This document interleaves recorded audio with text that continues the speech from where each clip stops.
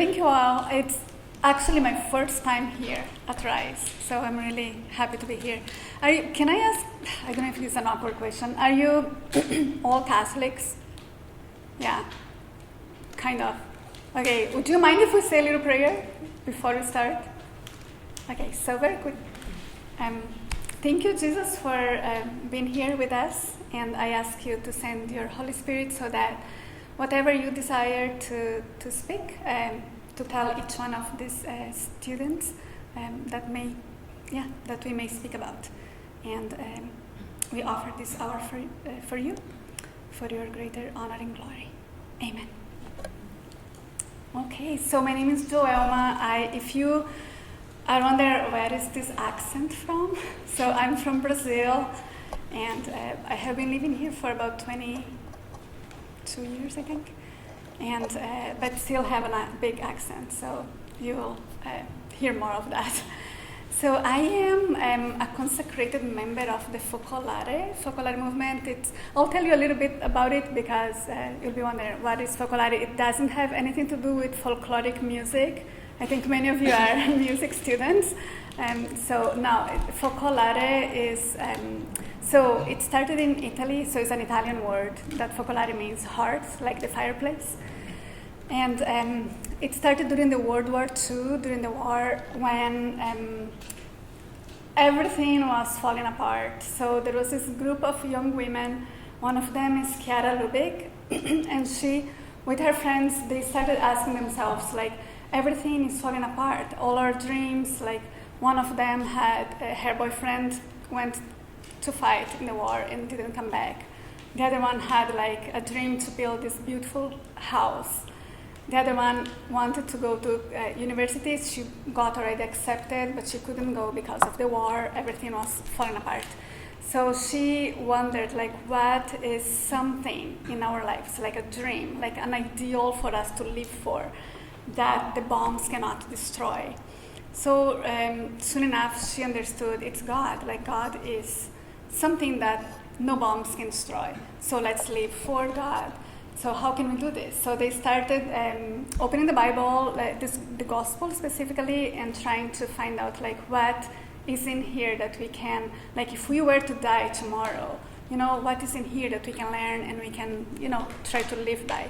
So they started finding out that the words of Jesus were pretty, like, practical. Like, he would say, love one another, or like, love your enemies, or like, give, and gifts will be given to you. So they thought, okay, let's start trying this out. So they started doing that, just like trying, like helping people who lost everything under the bombs. So they would like give, and then things would arrive to their house. Like their house, they started living in the same house, and people would just come and bring stuff to them because they knew they would give to someone else who needed more. So that's how like it started, like to put into practice the words of Jesus. And then later on they realized, well, not only the poor need this, but not only poor like of good things, of material things, but also all other kinds of needs in people. So that's how it started. Like started very small, just like in Trent, Italy, and then it started spreading. After a few months, there were like 500 people already trying to live in this same way.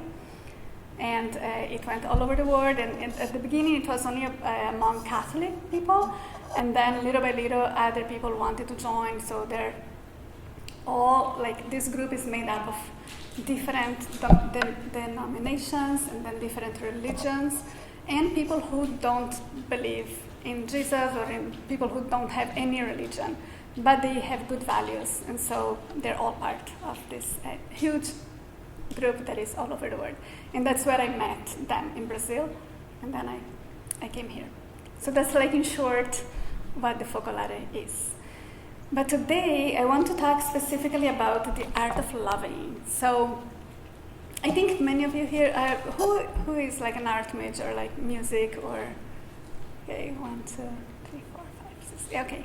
So you know that to play your instrument, or to paint, or to draw, or to do any kind of art, the more you do it, the more you get better at it, right? Like the more you practice, the more you do. Well, maybe some of you know.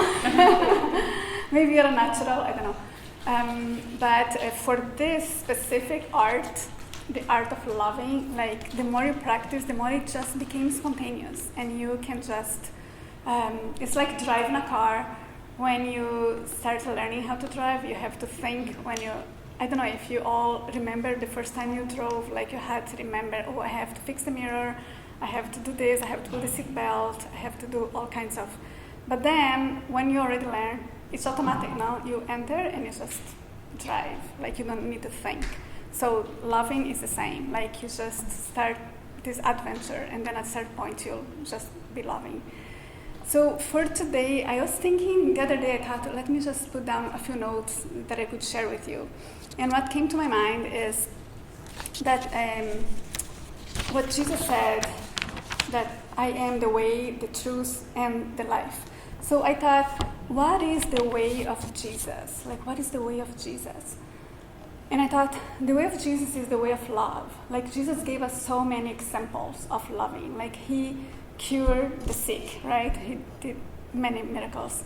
He had like deep conversations with people. He listened to people.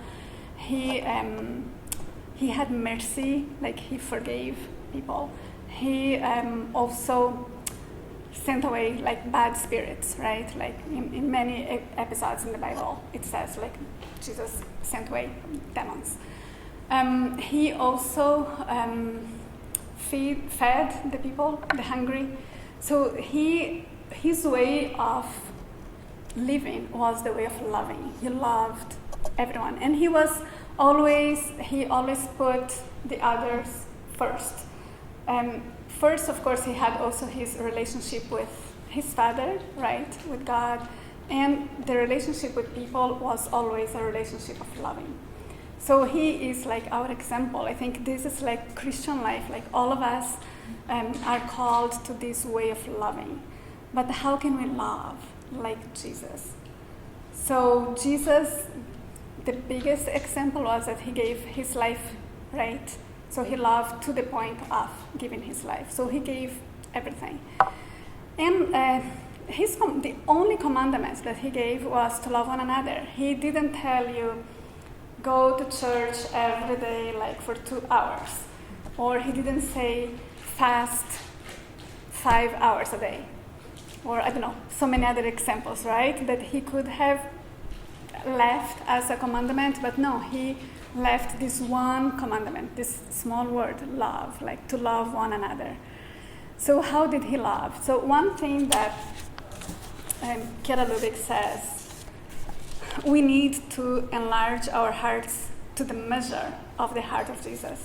And if you read this, oh wow, how can I do this? Like, is that easy? No, I don't think it's easy, but it's not impossible. Like if I think of myself, of my way, like with all my defects, with all my, imperfections and all of that. If I think of me like Joelma, no way, like this is impossible. But if we try with like one step at a time and try to live in this way, like this example of Jesus, that one is that relationship with God, and the other is like that relationship with the others. Like if we are faithful to that way of loving, we can, like every time we love, our heart becomes bigger and bigger. Like we can love, like plus like God gave us that capacity of loving. Like God put in our hearts, in each one of us, that capability of loving. So we just have to be open to that and practice. One thing like that also, I was thinking the other day, when for those who are Catholics, when we receive communion, we believe that the presence of Jesus is there, like soul, divinity, body, blood, and so his heart comes to us, like every time we go for communion. So that is also a way that Jesus is present in us. And the more we have these two relationships with God and with our neighbors, the more like that presence will grow in us. So I have here to share with you some points that Kjell Ludwig, she just like wanted to break down for us on this big commandment of Jesus to love one another. So we'll talk about these points that are to love everyone without making distinctions, and including our enemies too. Then to be the first to love as you love yourself, then make yourself one, love Jesus and everyone, and mutual love. So I will be giving you some examples for each of these points, and I asked Margaret also to come here because she, as a student, I thought it would be good to have some examples as being a student living in campus and how to love also there. So maybe I'll start by sharing a little bit about love everyone. So this is the first point.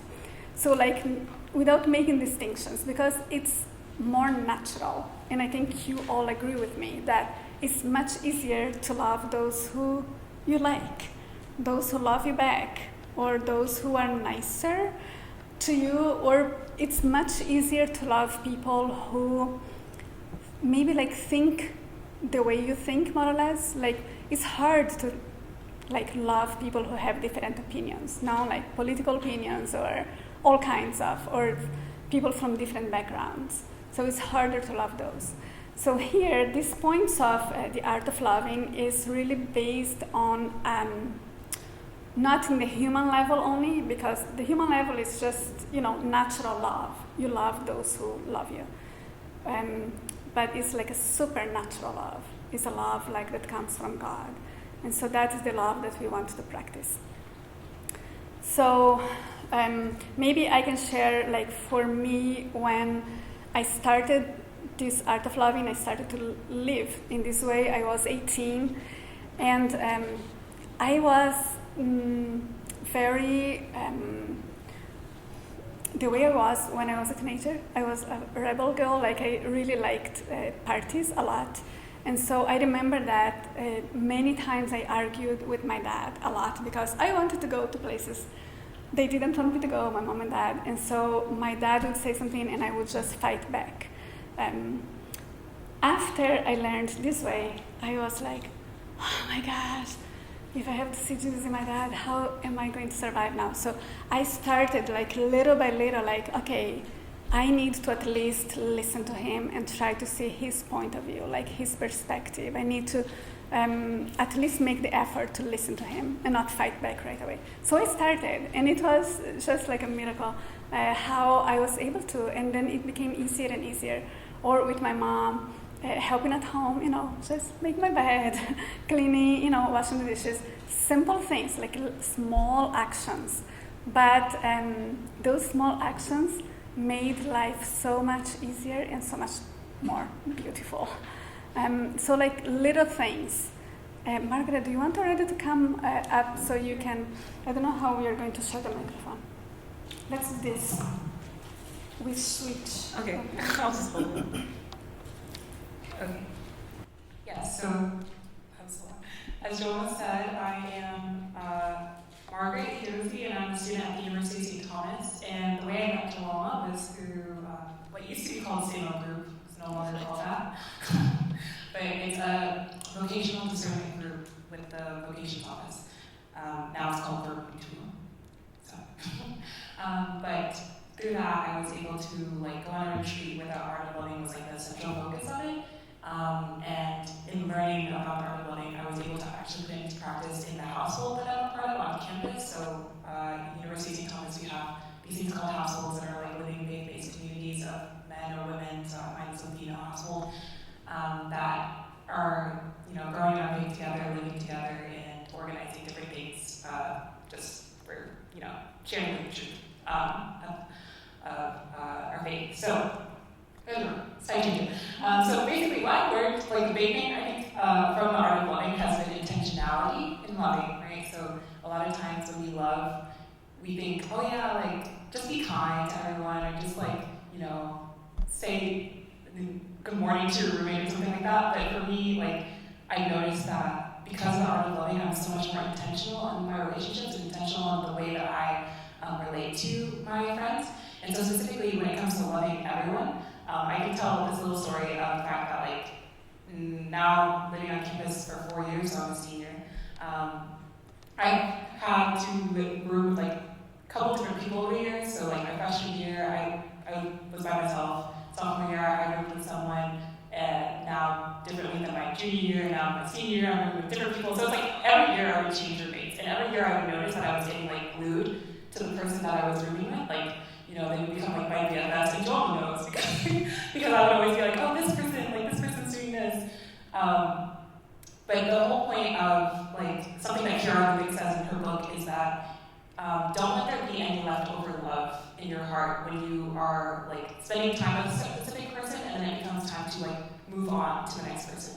So don't let your love for one person not translate over to the next person over like having leftovers that you don't give to the next person because you're so focused on the person before. So for me, it's like not letting my focus on my roommate from last year keep me from loving the new person that I'm like sharing the closet with now. So that's like a practical example of making the effort to get to know everyone and not just gluing yourself to one person in your friend groups, your roommates, your households, your family. Sometimes you have a favorite sibling. I have a favorite sibling, but loving all of your siblings in the ways that they can be. So, yeah. Thank you. You can stay here. Okay. So in this part of loving everyone, something that includes here is to love your enemies too. Maybe you're all like so good and maybe nobody here has an enemy. But some people can just become our enemies like momentarily, right? Because even like people from our own family can become our enemies because of disagreements or many different things, right? And so this way of loving, it's really like based on that, that part of scripture when Jesus says, love your enemies, do good to those who don't do good to you. So pray for those who hate you. And so we really try to, go beyond those feelings of hurt feelings or things like that, to go beyond and be able to love in that supernatural way. I can share one thing that was also the first time that I was able to forgive someone. I was still in high school. It was my last year of high school, I think. This good friend of mine, he hurt my feelings. Like, he said something, he acted in a way that I just didn't like. I stopped talking to him like for the longest time, so I was not talking to him. And it was awkward because we had the same group of friends, and so I would always hang out with everybody else except for him. And it was a little awkward because I knew he was not happy, because also like my group was more popular and we would do like fun stuff together, and he was left out. So one day I was like, what I'm doing? Like I cannot avoid, I cannot ignore him. Like, he is someone who deserves to be loved for whatever he did. I don't agree with what he did, but he deserves to be loved. And so I didn't know, because of course, like my pride, right? I didn't want to go and apologize for something that I didn't do, right? And I was like, no, I'm not going to talk to him. So one day, finally, I got the courage, and I didn't go like, hi, how are you? No, but I just looked at him in his eyes and just smiled and said hi. And that was enough to just break that ice in between us. And we started again, went back to being friends. So, and that was like after months and months. But if I did it, if I made it, I think anyone could do it. So that was the first point. So like love everyone, including love your enemies. Then the second point is to be the first to love. So like to take the initiative. There would be like thousands of examples. Maybe do you want to start with an example of loving everyone? Being the first to love. Yeah. Yeah. Wow, I'm like really loud. Okay, so being the first, honestly, this is my favorite part of the art of loving because I like to be first. I like to like win the game. And honestly, it turned into like a game in our house. Like Joelma remembers, like we would be like, who can like be the first person to like take the dishes off the table or like do something. So, but the only way that can happen is if you're like being intentional, as I said before, about like remembering it throughout your day to be the first. And I think one like concrete example in college is a lot of times we spend on our phones and we are not like paying attention to the people around us. And so for me, being the first to love is literally just putting down my phone. Even though I know, like, I really want to send this text message or respond to this email or whatever it might be. And, like, just being the first person to sit, like, put down my phone and, like, look at the people around me and be like, okay, let me go, like, go to that person and, like, you know, see how their day's going. Yeah, I didn't say it was easy, though, because definitely there's days when I'm like, I don't want to put down my phone, like, I'm so busy. But, like, looking outside of your own busyness to see the needs of the other. It's simple, but hard sometimes. Yes, some small examples would be just like, I mean, I think everyone will have occasions for being the first to love in small things like holding the door for the person who's coming after you, or lending a book, or, you know, small things, or like washing the dishes, or at least like clearing, you know, the sink, because sometimes in college, I imagine, at least some of the young people, I was at your age earlier, and they were telling me, yeah, you know, sometimes the sink is so full that I just go and try to get something like without moving anything out of the way. And so, like, to be intentional about it and not like being afraid that people will take advantage of you, because it's true, like, it's to take to be the first to love, it's a risk, because people can think, he's always loving, I will leave everything for him, or like, that girl is so good, I'll just leave everything for her. So that is at risk. But if you practice this way of loving, love is contagious. So when you are really loving, other people around you will sooner or later see that you are different and you can do things that other people don't do, and so they will feel inspired and they will want to do too. And I can tell you, it's really possible. Like, a lot of people started loving because maybe they saw some of our acts of love, right? So it's like possible. And one example that is a little bit more, not so much in practical things, but to take the initiative to deviate the conversation when people are talking against someone else. Like when it's a conversation that doesn't build anything good. So to have the courage to, I don't know, to come up with something. Even if you, because I mean, if you're loving, you don't want to tell the person, hey, don't talk badly about that, or, you know, but you want to do in a loving way, so maybe, you know, can be just, you can be creative and just come up with an idea of something like, oh, hey, I just remember of this thing, what do you think about this idea? I don't know, change the conversation, just like come up with something that gossiping won't go ahead. So that's another. And another, one more thing for being the first to take the initiative, also to apologize. Because sometimes there is a situation that none of you meant, and maybe you're disagreeing something, and then it becomes like awkward. So sometimes just like the little effort that you make to say, hey, I'm sorry, I don't know if what you thought about this, but I didn't mean to hurt you for any reason. So the way of like apologizing always opens for more, for a conversation, or for something good.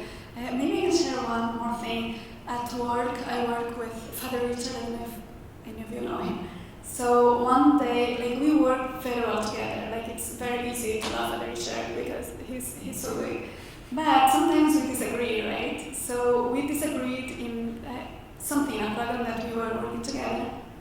And I told him, this works very well. I have been doing this for 4 years. And he said, no, but for the guys, it's not working, and this and that. And so I was kind of like attached to my own program because I did it and it worked. Like, why do we need to change?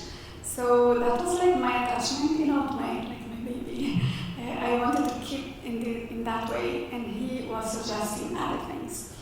And I remember that our conversation didn't go very well, and we needed to stop because it was Mass time. So when I went to Mass, I was like, Joelma, you missed a chance to love, to take the initiative and let him, you know, like be more open for his ideas. And so I remember that phrase when Jesus says, when you are about to bring your gifts to the altar, but you remember that someone has something against you, go first and, make peace and then come back. I couldn't go anywhere because Father Bishop was saying mass, so I couldn't stop him. But inside of my heart I thought, okay, I know that I need to be the first to love here, and I need to apologize. So right after mass, I went to the sacristy and told him, hey, Father Bishop, I'm so sorry.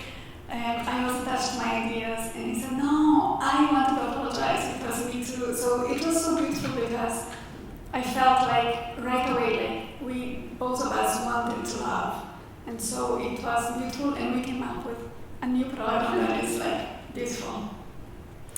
Okay, so the other point is to love as you love yourself. So this one is really like basically putting yourself in the shoes of the other person. So to think like if I want people to respect me, then I will respect the others. If I want them to forgive me, I will also forgive others. So basically to do to the others whatever you would like to do them to do to you. The golden rule, right? Any examples? I think for this one, specifically, like going back to the example of like the dishes, because I know like in college, at least for me, like cleaning has, sometimes things pile up or just things get busy, and so knowing that like if I'm having a bad week and I would like my roommate to like help me in terms of like making sure the room is nice and orderly, or just, making sure just that things are taken care of, like also when my roommate's in that spot where she's sick, which actually my roommate was sick last week, so this came in handy. Just like I would want her, or like the people around me to like, check in on me or like help me out when I'm like in need. It's the same way that I should do for them when they're sick or like in need. So really any way that you would feel like you would want to be helped, just, you can apply that to the other person. It's very simple. So I don't actually think I told you in the beginning that I am a consecrated member of the Fondren. Did I say that? So I live in community. There are 5 of us, and we live in community. It's not like convent, like we are called lay consecrated, but it's like the life is very similar to the sisters. So we live in the same house, and so we have a small backyard. And there was this morning that I woke up early, and I like biking, so I go sometimes when I wake up very early, I go before I go to work, I go biking at the bio and do my exercise, and then come back and shower and go to work. So that day I already was ready to go, and I open the garage door, I get out the bicycle, and I see all the weeds, like high weeds, and I was I wish somebody else had done this. But then I thought, well, if I wish somebody had done it, I think the others would be happy if I did it, right? So I thought, okay, so I left the bicycle, put the bicycle back, and I thought, I'm going to do this. So I did all the weeding, and it was so beautiful, like to begin my day with a big act of love like that. Just it made my day already, and I was just like so happy and joyful when I went to work. So that's like one example. Another one is, so there was a woman who's elderly, she's retired, she was 78, and she was still in our community, and so she was loving, she was like an angel, and she would always want to help me, but sometimes her way of doing was much slower than I would do things. So many times I would just prefer to do it myself because it's faster. But then I thought, well, if I were her age, I would want to feel that that I'm still useful, that I can help, that I can do things. And so I started looking for things that I could ask her to do. So I would think, okay, what can she do? Okay, this thing, I'm not in a hurry, so maybe she can help me with this. So I would always ask, hey, can you help me with this or with that? So, and I saw how happy she was to help. So it was really an experience of like coming up with ideas of how to do that. Okay. Next point is to make yourself one. So this comes from Corinthians when St. Paul talks about becoming all things to all. I don't know if you remember that. So it's basically when we spoke earlier about to love the other as yourself, sometimes to love the other as yourself, because the other person is so different, maybe she or he don't want to be loved the way I would like to be loved. So it's basically to love the other the way they would like to be helped or to be loved. So if I know already that Margaret likes to eat Nigerian food. It's very spicy.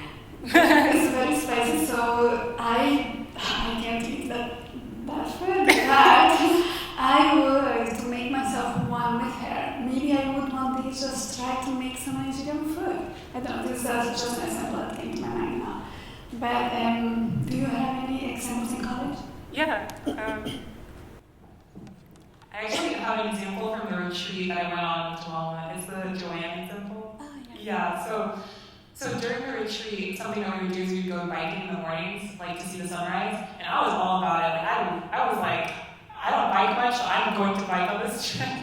But we had one person on the retreat, Joanne, who also she just graduated from UH. She was also part of a small group there, and she didn't like biking, but I didn't know she didn't like biking because she was like, basically she saw how everybody else was super excited about it, and so she was like, yeah, like let's go, like we're gonna wake up early, we're gonna like go biking, this, that, and it wasn't until like we were starting that like I kind of noticed that like she was like, she was going, but like I was like, she was like more quiet, I guess, in a sense. And so basically when we finally got to the beach, she kind of like admitted the fact that she was like, yeah, I didn't really want to go, but I went because like I wanted to like make myself one with y'all and like be excited about what y'all are excited about. And so the funny thing was that she started biking at campus at UH, and now she like loves it apparently. So she said. So just things like that, like the goofy movies that your friends watch that you're like, I do not want to watch this. This is not my taste, or like the music that they listen to, like if you can make yourself one by like I don't know, hanging out with them that way, or like playing Monopoly even though you hate Monopoly. I hate Monopoly. So like just doing things like that because you want to spend time with the person and you want to make yourself one with them. Yeah. And sometimes it takes courage to do it. Sometimes it's like, how will I ever be able to do this thing? But like if you do it out of love, it's possible. Maybe you can share this. So one day, many years ago, I was part of this group. I was a dancer before. I mean, a dancer is always a dancer, but I don't dance anymore. But I used to dance for this group, and we were in Austria. And I remember this woman who was, she was visiting, and it was our day of rest, we didn't have any concert. So she asked me, can we go for a walk? Can we go, there was this park nearby. Can we go for a walk? And I said, sure. So I told the ladies in my house, I'm going to go with her to this park. So when we got there, she told me, John, can you smoke a cigarette with me? And I was like, oh, I don't like to smoke. So I told her, I don't smoke. And she said, but please, it would make me feel so much better if you smoke with me. And I was like, oh, I really don't smoke. I don't even know how to, I don't like that thing to go, And she said, please, I will feel bad if I have to do this by myself. And I said, okay. In my mind, very quickly, I thought, that is not like a sin. That's not something that will ruin me forever. Like, if this makes her happy, I'll do this for her. I was just doing out of love. I will make myself one with her. So I told her, okay, I will just pretend like I'm not going to. She said, yes, that's enough. So okay, I sat down with her, and this little bench, and I was there smoking, and she brought up so many things about her life. Like, it was such a deep conversation And I thought that conversation would not have happened if I did not smoke that cigarette with her. And so it was just like a beautiful thing. So this is like when we talk about making ourselves one with the other, we can make ourselves one with anything, except when that action will lead us to something bad, like to, sin, or to something that is not good for us or for the other. So that would be like the limit. Okay, here we are, and our next point is to love Jesus in everyone. So Jesus said, right, like whatever you do to the least, you do to me. So to believe, like to trust that Jesus' presence is in everyone. And so it makes life so much easier, at least for me, like I think, Jesus is present here, so I can love this person. I can, do crazy things, like go out of my way, because like if Jesus showed up here and asked something, I would be so happy to do it, right? Like for example, once I was, I went home from after work, and my boss called me. I was cooking because we had a group of young adults coming to the house that evening. And so I was there cooking and already got changed, And my boss calls me, Joelma, I need to ask you something. Could you give a ride to this seminarium? He's there waiting, and I'm already out of town, like an hour away. There is no way that I can come back. And I told him, oh my gosh, I have this group coming, I'm cooking, I don't know. He said, okay, I will look for somebody else, but if not, I think you are my last resource. And I said, okay. But when I put down the phone, I was like, oh, let's hope he finds somebody else, right? So he called back, and he didn't find anybody, so I had to go. So before I went, I thought, okay, if Jesus was waiting for the ride, I would jump in the car, and I would be so happy to go and give him a ride. I would probably hug him and, do, who knows what. And I said, okay, I'll do this. So I drove, like, so happy. And when I got there, I just picked him up. I didn't hug him or anything, but I was so happy that I did that act of love for Jesus. I think that was for Jesus. Do you have another example of loving Jesus? Yeah.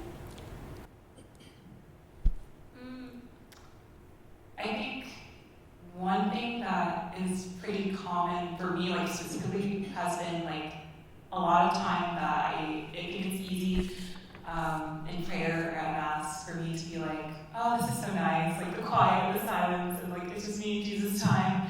And then like sometimes that doesn't translate to the time I spend with my friends.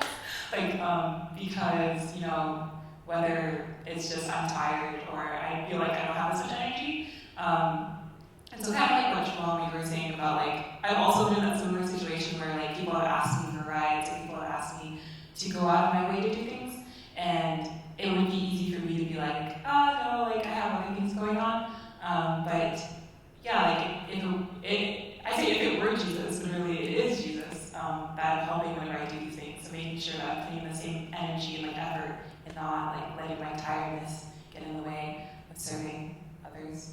So. Okay, so before the last point, I want to do just this little exercise with you. So I want you to, if you want to close your eyes, you can. If not, you don't have to. But like, I want you to think of someone who is hard to love, like someone who you have a hard time loving. Just think about that person.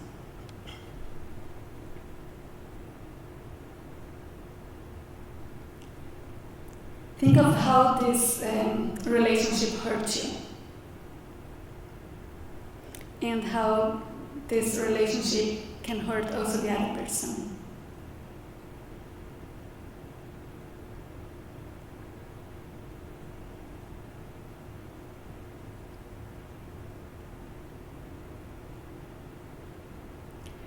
Now if you can think of what could you do differently if you were able to see the presence of Jesus in that person?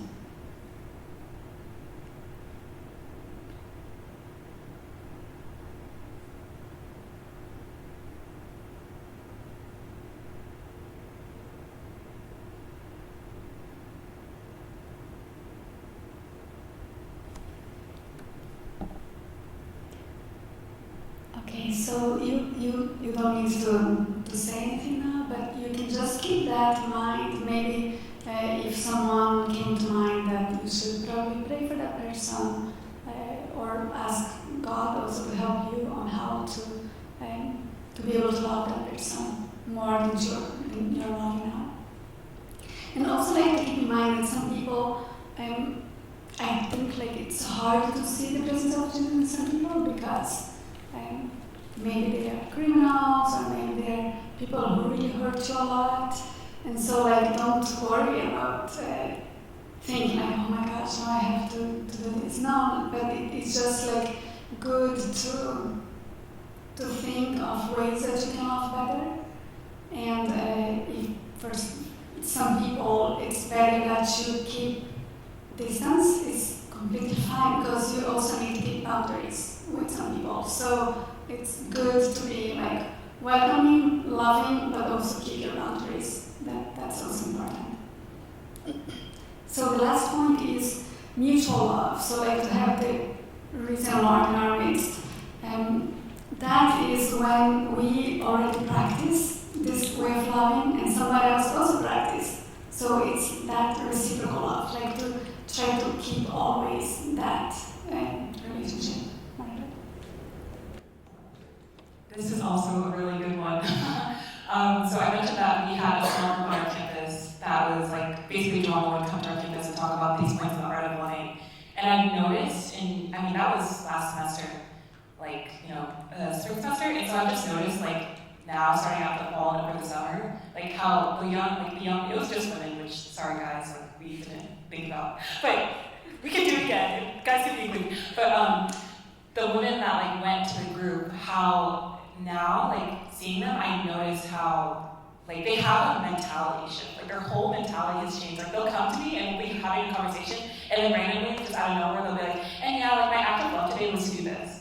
And I'm like, wait. I'm like, whoa. So it's really, because it's something you're practicing and you're continuously doing, it changes your mentality and the way that you look at your life and the way that you live each day. And so now, in my household too, it can even, I said before earlier that it was a competition. I wasn't kidding. Sometimes it turns into a competition. And something that Joelma taught us to do that I really encourage people is not to count your acts of love in the sense of I want to see how good I am at loving, but to keep track of how am I doing today in terms of intentionality, because that really helps. A lot of times when you lose focus, is when you start to realize, oh yeah, I'm not really practicing the art of loving. So yeah, to pay attention to that throughout the day, Yes. Yeah, it's like an exercise, when you go to the gym after a long time not exercising, do you feel your muscles are hurting? Maybe the next day you cannot walk well because it's all hurting. So when you don't love for a long time, then it's hard to begin to love again, but then once you start, it just comes spontaneous. Yeah. Okay, so now let's open to questions. Do you guys have any questions or anything that you want to talk more about it?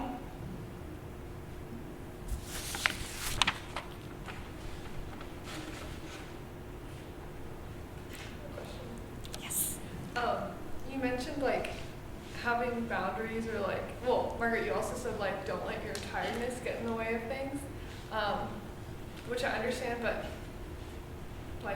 I guess how do you make sure you're not I don't know, you're not doing too much, and how do you yeah, so you can sustain a certain. I think we all know being in college, that's the big thing is exhaustion, burnout, that's but the way I see it is that just we just talked about mutual love at the same time.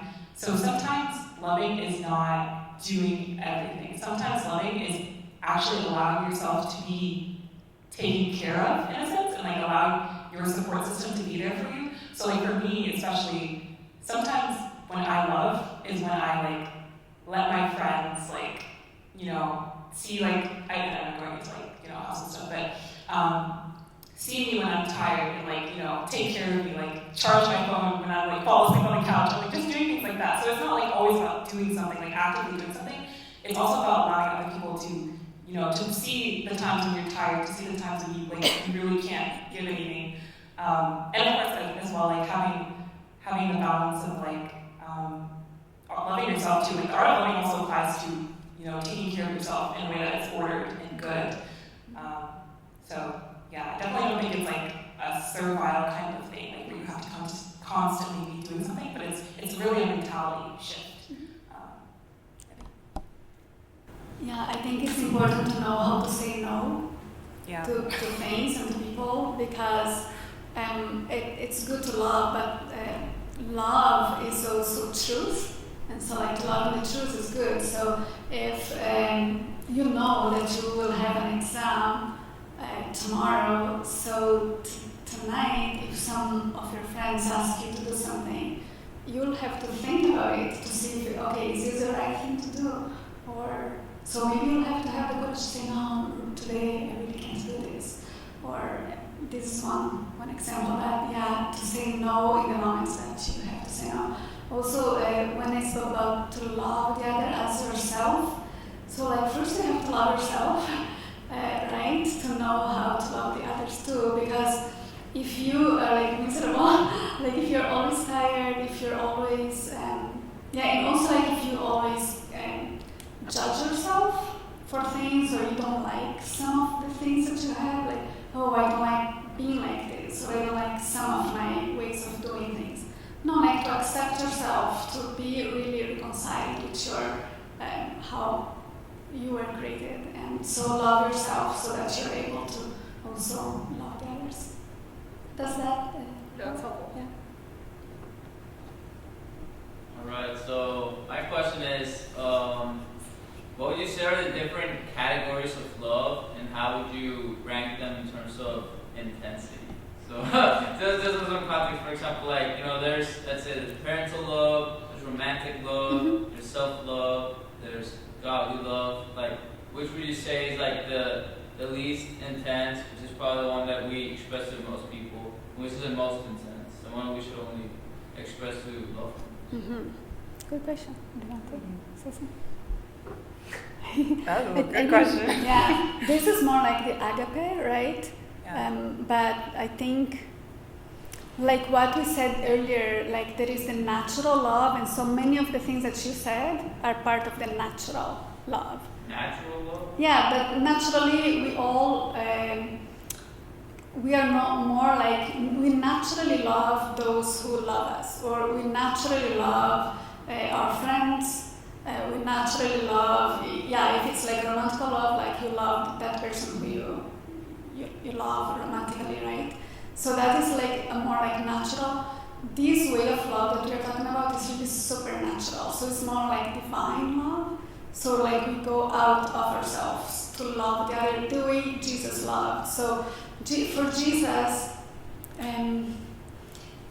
there are so many examples, some of that I gave earlier, but so many examples of him forgetting about himself. Even like something that comes to my mind now, when John the Baptist died, Jesus went to a place, a deserted place to be by himself. Then when he got to the other side, he saw the crowd, and then it says, it's written, he was moved to pity, right, of those people.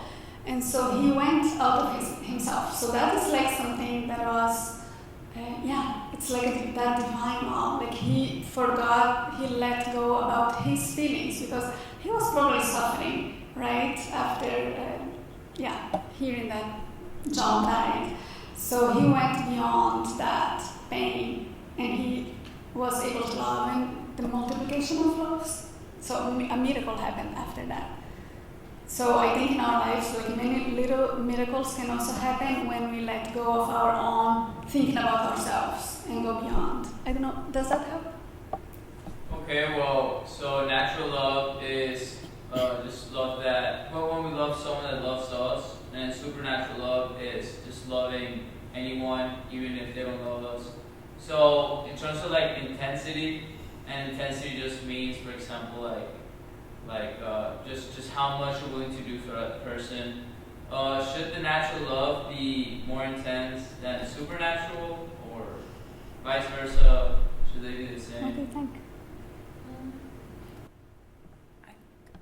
Well, I mean, I think by definition, supernatural is above nature, so it would be more intense because it is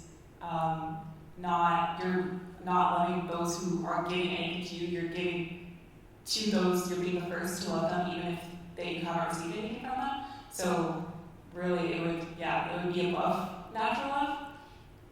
And I think in terms of intensity, I don't know if that's the right word I would use to describe it. I think it's just it's different for different people. So we talk about the way I would express care for my friends is different from the way I care for my parents. Is different from the way that I love God, right? So God for me, I only love God in a way that I only worship God, right? So those sort of actions of devotion are only reserved for Him versus with my friends, I might I spend time with them too, just like I spend time in prayer. So it just depends on the person really, and what that would be. Maybe I could just add this. I think the intensity, I guess, natural love can also be intense, but I think the amount of joy that you get from loving intentionally in the supernatural love, I think the joy is more intense. You get so much more when you love, when you're not selfish and really love because you want to give of yourself. So it's more, the intensity is more joyful. Yes. Do you have any advice for loving people who are not Catholic or Christian, who have a different set of values? Mm-hmm. And just trying to love them without necessarily them loving you back Mm-hmm. in the same way. Yeah. Do you want to say something? Okay. I think for that specific question, I would say the point of making yourself one with the other is the best that I can use in that case, because you want to love in a way that the person doesn't feel judged by you, because if the person has other values, or I don't know, do you want to give me an example of one difference, or just I feel I was in a relationship with someone, just a friendship, of someone who she was I only do things for people if they're doing things for me. Uh-huh. I don't think it's good to do things for people who aren't helping me. Versus obviously that's not what I believe. yeah. So it was hard to Mm-hmm. find the Mm-hmm. courage. Yeah, you have to pray for her. Praying for those people for sure, but then leading them by your examples. If you love them, if you love other people around you, you will be giving her the example. You will set that example. I even see this in, can I quote you, not quote you, but I can say that some girls at USC, they think Margaret is a saint. So because she loves so much, they see the way she loves, so they are loving too. And so maybe that would be the best. I think actions are always, actions speak louder usually. So louder than preaching or teaching people. So your actions, the more your actions are pure, you act pure love, and you do good things for the others, even if they don't do good things for you, because you are Christian. So you can do that. Maybe your friend is not, and so she can't understand, but little by little she will understand. You'll need to kind of like use her own language, so maybe you cannot say like, I'm doing this because Jesus told me so, or you'll have to use some sort of language that she can understand. Yes. Do you think that love can exist without God? That's a very good question. So her question is if love can exist without God. Because I believe in God, I don't think so. But because God is love, and so God, His essence is love, and so because we believe that God created us at His image, right? And so God poured love in our hearts. So I don't know. Do you believe that love exists without God? I think there's a verse in First John, like the letter of John, because like John was like a big, I guess he was an apostle, like the beloved apostle, like the apostle of love. So all his epistles about love, and there's a line. I might misquote it because I don't remember the scripture, but basically he says like God is love, and so like when we live in love, we live in God, and God lives in us. I think I got that word for word. So I think that because of what John says there, like he's defining what love is, and that if we don't, so therefore if we don't live in love, we're not living in God, and if we're not living in God, we're not living in love. Because as Joelma was saying, like the two can't be separated. Now that's different from saying that if someone doesn't believe in God, can they, be a loving person? Like I still think that there are people who don't believe in God who can, like going back to your question, who can love to a certain extent, like a natural sort of love. But yeah, the supernatural love, the love that we're talking about, that the art of loving talks about, is from God and can be divorced from. Yeah, and actually some people who do not believe in God sometimes they love more than we love. Like so many people love so much and they don't know God, they don't think that God exists, and they are able to love. But I think God loved so much that in each human being, there is that source of love. Like I think we are created, like in our DNA, there is, love is there. But I don't know if that was your question. I guess, is that to say that when someone is even not Christian, but like performing acts of love, then like God is with them in that sense, because God is love. And so they are like doing godly acts even if they are not believers. Yes, because we got a gift of faith, right? But it's a gift, like it's just like a free thing that we received.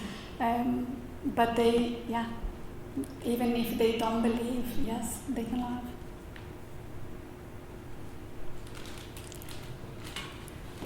Is that good enough? Oh, yeah. Yes. So how do we become better at letting our soul be loved? Because it has to go both ways, right? Yeah. To let ourselves be loved sometimes is hard because of our, I don't know, Pride. sometimes.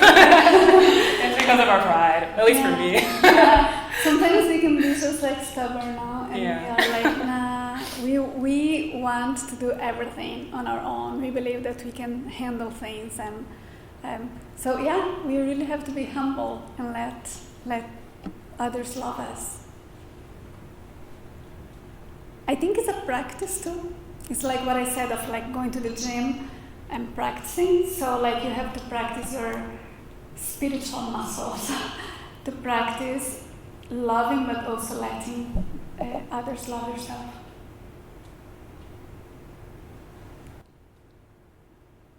I have a practical example for that because I also struggle with that. Being in college, I was talking about things.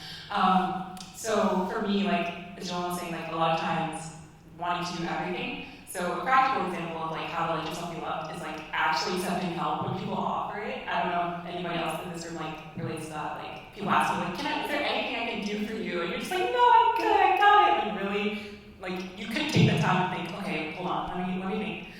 So even for your dinner, so Joelma came over to have dinner with us, and I remember the girls kept asking me like, what can I do? And I was like grating carrots, and I was like cutting cucumbers, and they're like, what can I do? What can we do? And I was like, oh no, it's fine, like don't worry, because I just didn't want to stop. Like I was so immersed in my little task. And then later afterwards, like I think just talking to the girls about how the dinner went, they're like, yeah, I think it went great, but I wish I could have helped more. And so sometimes letting yourself be loved, like it's also like loving because you're giving them a way to love, and they're happy. So yeah.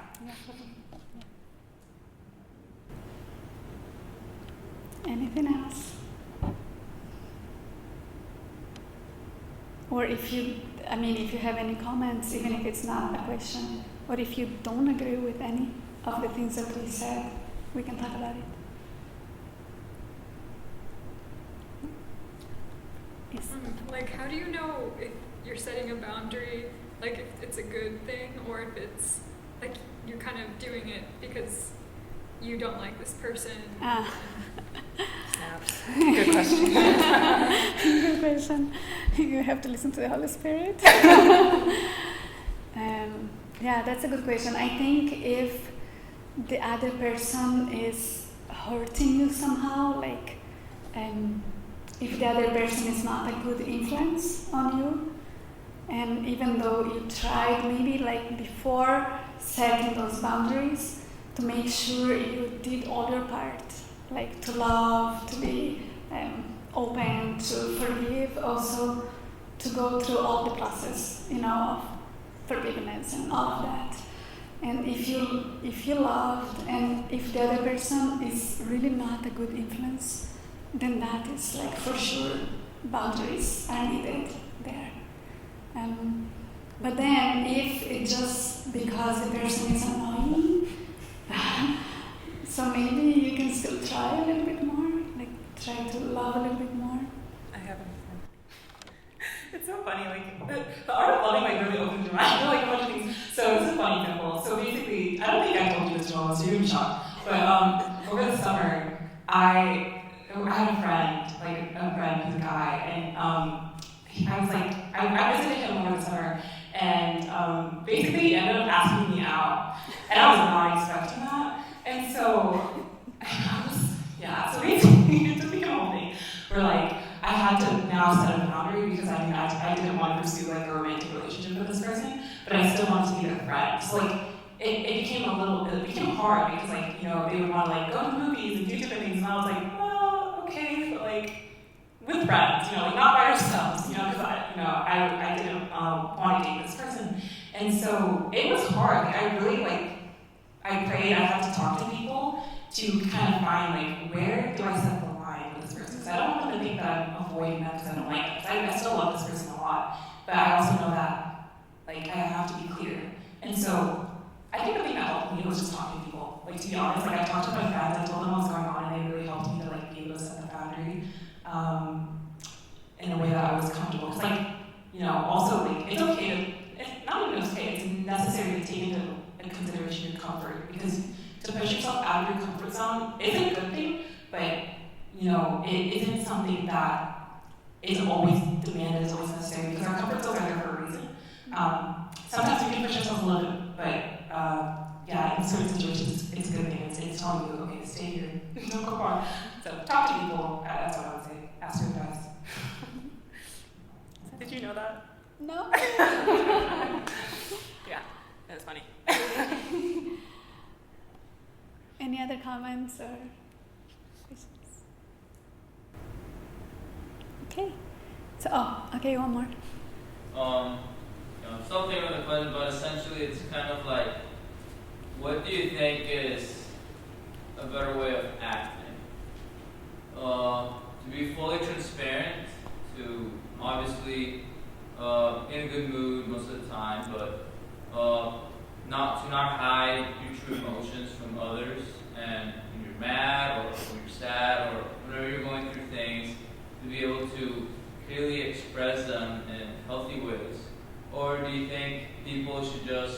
kind of like put like a fake mask and act, for example, like very loving or very happy all the time despite of what the man is going through? Well, I prefer the first one, but I think, of course, like you have to keep your boundaries anyway, right? But I think to have a mask is always, to me, it's not, to me it's not like the real, like it's not being real. So I think you need to be yourself. Like you need to be yourself, be able to, express, and sometimes, of course, like it depends on like what is the situation, which group of friends. Like if you, of course, like if you go to a place that you don't know anybody, it's not that you will be showing all your emotions and everything. But if it's a good group of people that you know, I think like the more you are yourself, the better it is. Of course, always in a loving way, right? You don't want to impose on people, or you don't want to be like to put a burden on other people. But I think the more you can be, with some people you can really also be vulnerable, like to really be there, like of course in a safe place, right? But I think I would prefer the first one. I think that one is more, it goes a little bit more with the art of loving. What do you think?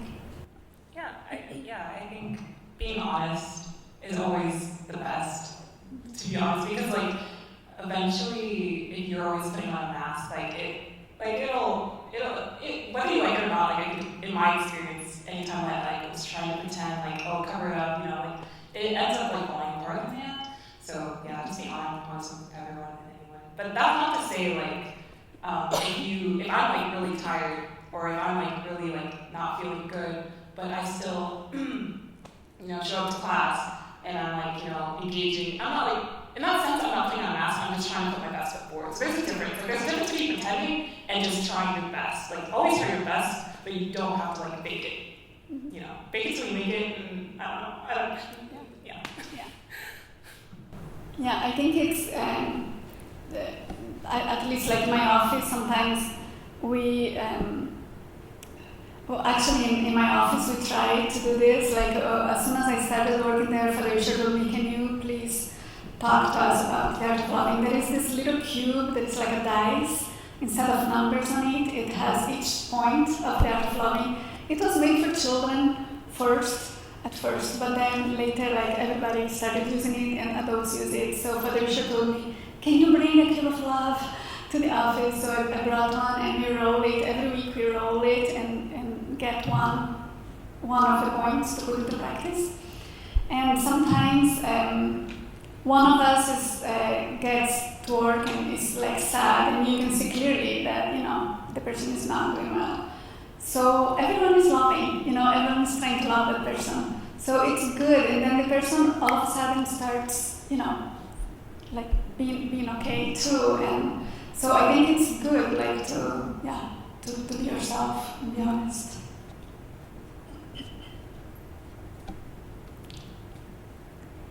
Okay, so I think that's it. If you are interested in more, to know more about the art of loving, this is the book.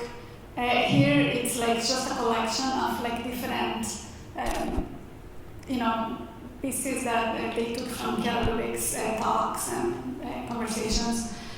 We did at UST and also at U of H, I lead like it's small groups that we go more in depth. So we read, we meet once a week and we read it. If you're interested, let Claire, Mimi, and everyone know, and we can do something more here if you want to.